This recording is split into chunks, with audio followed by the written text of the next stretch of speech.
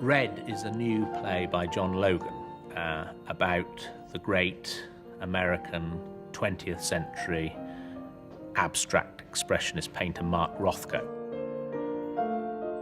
The play takes place in a very specific point in time when Mark Rothko was occupying 222 Bowery, and he was working on what became known as the Seagram murals. And it was a huge commission at the time for a series of paintings that were for the Four Seasons restaurant in New York. $35,000 they are paying me.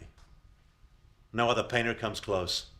Imagine a frieze all around the room. The play's time scale is roughly 2 years, and in that time we see Rothko with his assistant. Ken is a young man who enters on day one at the top of the play, almost in a job interview to be an assistant for Rothko. Now, what do you see? Red? But do you like it? Speak up? Yes. Yes, of course you like it. How can you not like it? Everyone likes everything nowadays. So it's quite a terrifying prospect for this young man who may or may not have an art background. To what do you aspire? I want to be a painter, so I guess I aspire to painting. Then those clothes won't do. We work here. Hang up your jacket outside. What I love is I love the excitement of the practical element of the play. This is a play set in a studio. As an audience member, you're a voyeur. We've recreated Bowery very, very accurately, and what you actually see art being made. I get to prime canvases, I get to sort of sift paints, I get to boil, size, you know, all these various things, which on a purely kind of tangible level is very exciting. The physical labor that goes into creating art, and I think that's something that audiences haven't seen very often. You know, we haven't got sort of painters talking about art and daintily touching up an already finished canvas. We've got two men physically working, making stuff.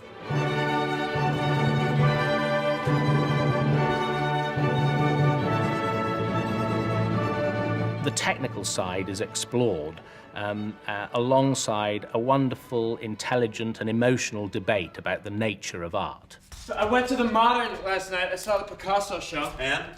I don't think that he's so much concerned with generations passing away. Yeah, don't kid yourself, kid. That man, though now a charlatan, of course, signing menus for money like Dali, when he's not making those ugly little pots also for money. That man, at his best, understood the workings of time. Where's the receipt?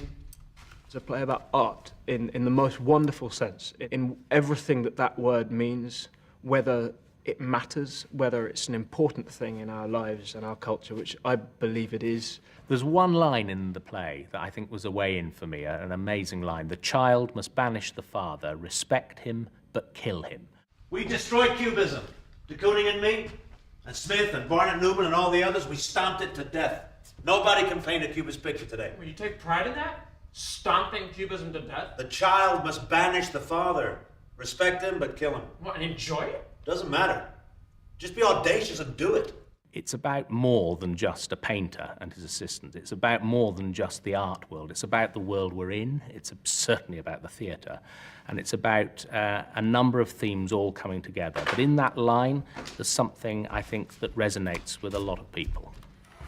It's tragic, really, to grow superfluous in your own lifetime.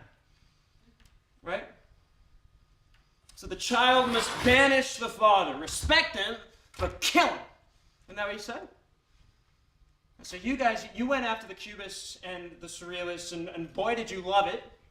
Now your time has come, and you don't want to go. You can exit stage left, Rothko, because pop art has banished abstract expressionism. The play takes both characters and, by definition, both actors through an extraordinary spectrum of emotional life. By what right do you speak? By what right do you express an opinion on my work? Who the fuck are you? What have you done? What have you seen? Where have you earned the right to exist here with me and all these things you don't even understand? Red? Oh, you want to paint the goddamn thing? Go ahead. Here's red, and red, and red. I don't even know what that means. What the hell does red mean to me? From an actor's point of view, being on stage with one other man, specifically Alfred Molina, it's a treat because you get to start and you don't get to even blink. You don't get to breathe. You just come out a bit of a wreck after 90 minutes. I meant sunrise. Sunrise? I meant the red at sunrise. The feeling of it. Oh, the feeling of it. Yeah, oh, what do you mean, the feeling of I it? didn't mean red paint only, I meant the emotion of red at sunrise. Sunrise isn't red. Yes, it is. I'm telling you, it's not. Sunrise is red, and red is sunrise. We rage against each other. We love each other. The relationship becomes father and son, mentor and student, master servant. All of that is captured in the play. Red is passion. So red wine, red roses, red lipstick, beets, tulips, peppers. Arterial blood. That too. They forge a very specific bond, one that allows us a way to see Rothko's process and understand the kind of artist Rothko was. Both characters have a very acute journey which meets kind of in the middle. Red light district, red tape, rouge. Lava, lobsters, scorpions, Stop sign, sports car, a blush. viscera, flame, dead folks. Traffic lights, Titian hair. Slash your wrist, blood in the sink. Santa Claus. Satan. So? And it is symbiotic. They gain something from each other. As well as allowing the play to also introduce the new wave of art that was coming in on the back of abstract expressionism. They're trying to kill me. I swear to God, they're trying to kill me. Those prosaic insects, those presumptuous, counter-jumping Arabi sons of bitches.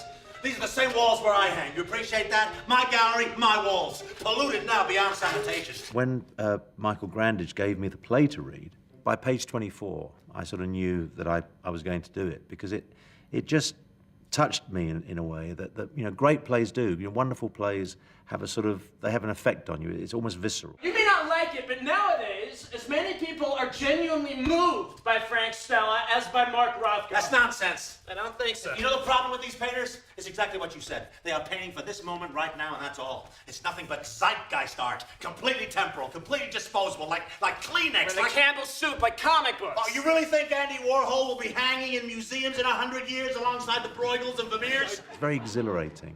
And there's always a moment towards the end where I have a little moment of peace when I sort of change gear, and and every night it happens, I suddenly think, oh no, it's nearly over. It's a real joy to play every night because it works on so many levels. I first worked on Broadway in 1998, and it's a very special experience. I've always had a wonderful time there. Very, very excited to be going back. Ironically, or randomly, when I was younger, I enjoyed practical art a lot, and I became weirdly obsessed with New York without ever having been there. And so these one-way signs and the walk, don't walk signs, before they changed to the men, I did this sort of huge collage. I think if you speak to any English actor or actor period, they'll say it's a dream to work on Broadway, but certainly for me it is, and I cannot wait. The Donmar Warehouse has been very fortunate to bring some of its work to Broadway in recent years. We've presented Frost Nixon, Mary Stuart, and most recently Hamlet with Jude Law. So to bring a new American play this season is a wonderful privilege for us. To be able to present a 90-minute piece of theatre in Mark Rothko's studio, a studio that comes with the smells of a studio that where every part of it is operational, is a great challenge for us, and a wonderful and an exciting journey for audiences to go on, to be able to engage in that relationship with them, in that environment with them.